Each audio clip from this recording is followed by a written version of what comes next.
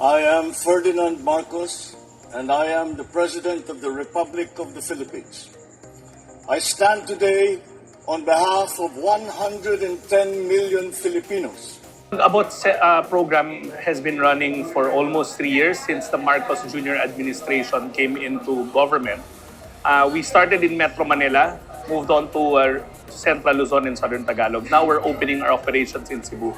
Ito ang reach out operation ng pamahalaan. Kung dati-rati inaantay pa natin ang mga mamamayan na lalapit para sabihin na gusto nila magpatulong at umuwi sa kanilang mga probinsya, ngayon binaliktad natin. Tayo na ang lumalabas, nag-reach out para masigurado natin na yung mga pamilya, mga individual na nakatira sa lansangan ay nabibigyan ng sapat na tulong at aruga ng pamahalaan. Ang ating araw-araw, ang mga social workers natin iikot sa main cities of Mandaue, Lapu-Lapu, Cebu, and Talisay para mag-reach out sa mga pamilya at individual na nakatira sa lansangan. Hihikayatin na sumama, and then dito sa processing center, pansamantala silang titira.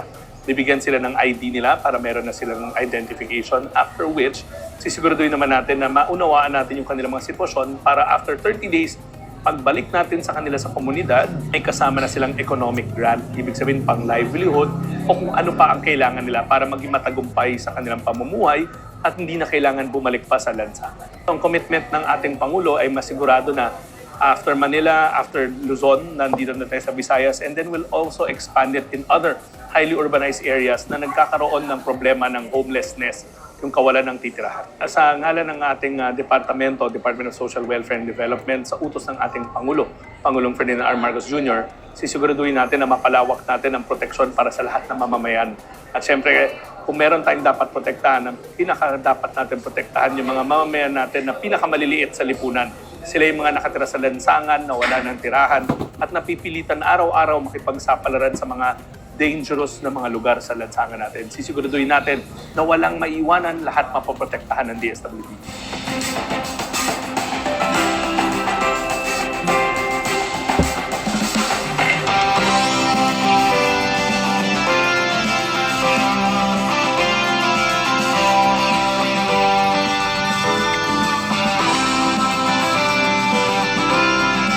Wow!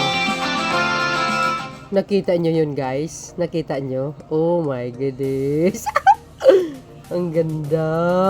Uy, mayroon pang ano, oh. Learning center. Oh my goodness. Oh my goodness, may tulugan pa, guys! Tingnan nyo naman yun. Salamat, Mr. President, sa tulong mo, sa pagmamahal mo sa mga mahihirap tulad namin. Nakita nyo yan, mga kababayan. Ganyan dapat ang leader. You see? Hindi lang po sa Cebu. Tingnan nyo naman sa Pasay, di ba? Mayroong walang gutom kitchen dyan na tinatag ng Pangulo para sa mga homeless. Tapos ngayon sa Cebu na naman. Wow! May tulugan pa kamo.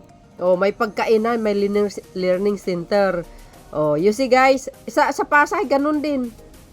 Libre po yun. Libre po yan. Oh, pag-abot processing center, libre po yan. Oh. Tingnan nyo. Wow. Saan kayo makakita niyan?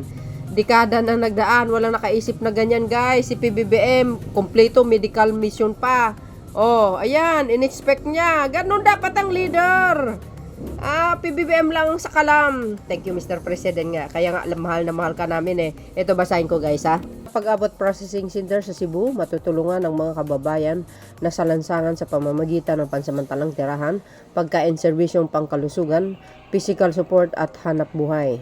Nagbibigay rin ito ng ligtas na espasyo para sa mga bata, senior citizen at breastfeeding mothers na nagtitiyak ng alaga at proteksyon habang tinutulungan sila ng makabangon at makapagsimula ng maayos na pamumuhay. You see? Mismo ang gobyerno na ang nagbigay sila ng kaukulang tulong. Kasi mga kababayan, bibigyan sila ng hanap buhay. Kaya saludo ako talaga sa DSWD. Oh, 'di ba? Sa utos ng Pangulo. Napakagaling mo talagang mamuno. Ang kapakanan lang talaga ng mamamayang Pilipino ang inaatupag mo, Mr. President.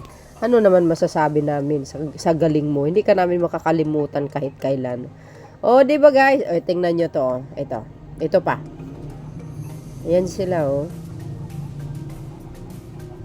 Sila yun yung mga nasa lansangan, 'di ba? O, yung mga DSW staff natin, ay sila mismo ang naglalakad, naghahanap ng yung mga taong tulad nila, kinakausap nila na ganito, pupunta kayo sa ganito, libreng pagkain. Di ba? Oh, ang lawak niyan guys ha. Tapos may medical pa, ang ganda ng tulong. Ay, malawak guys, sobra. Ang lawak naman nun. Oh my goodness. You know, si Pangulong Marcos Jr. kasi napakabait na tao guys eh. O yan o, yung mga homeless talaga ang tinatarget ng DSWD. O yung mga natutulog sa lansangan.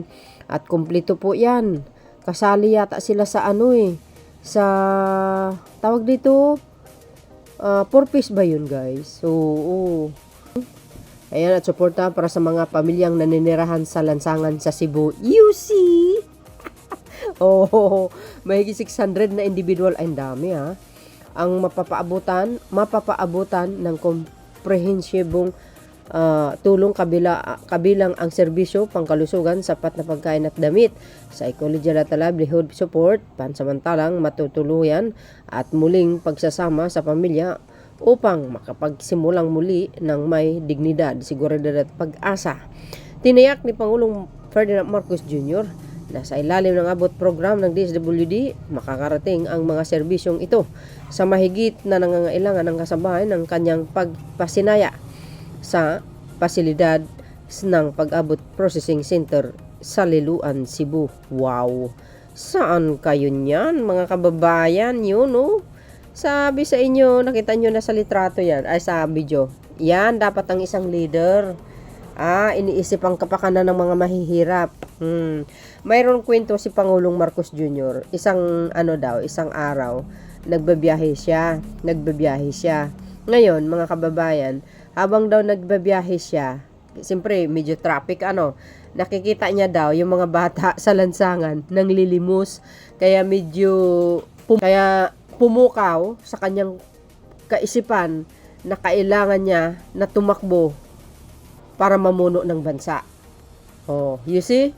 Nakita niya yung mga bata na palaboy-laboy sa kalsada, nanghingi ng limos. Doon daw siya na-touch, naluha siya. Kaya nakapag-isip siya at nakapag-desisyon, sabi niya, mga kababayan, tatakbo sa pagkapangulo. Kaya eto, tinupad niya nga. Di ba may litrato din niya nung maliit? Sabi niya nga nung maliit, pag nagiging politician siya, tutulungan niya. Di ba yung mga bigyan daw niya ng mga pagkain at bigas. Tinupad niya nga. Di ba? Yun ang kwento ng pangulo. Mayroon siyang interview yan eh. So yun, mga kababayan, shout out sa mga taga Cebu. Yan. Wala nang problema. Basta lang maghanap kayo ng magandang trabaho ninyo. Sigurado, giginhawa kayo talaga. So yan, for temporary naman yan, mga kababayan. Kasi sabi ni Secretary Gatchalian is bibigyan sila ng pangkabuhayan. Ngayon, pag maayos na sila, pwede na sa maka-uwi doon. Hindi nga natin alam baka yung mga yan isa sa mabibigyan ng pabahay di ba? So, bilib ako kay Pangulong Marcos Jr. Kaya abangan nyo ang Pangulo sa mga lugar nyo guys. Yung palagay ko, yes, sa buong bansa ito. Ay sa Cebu yan, sa Cebu na nga inilunsad niya na yung abot program, processing center, yung mga tulugan, kompleto, may pagkain, lahat. So yun mga beswa. Oo nga naman, para maiwas din yung mga kababayan natin na sa lansangan na nagpalaboy-laboy. Yan po ang target ng DSWD. Thank you guys for watching. See you again on my next upload. Bye bye and babush. God bless Philippines. There's more. Follow me guys.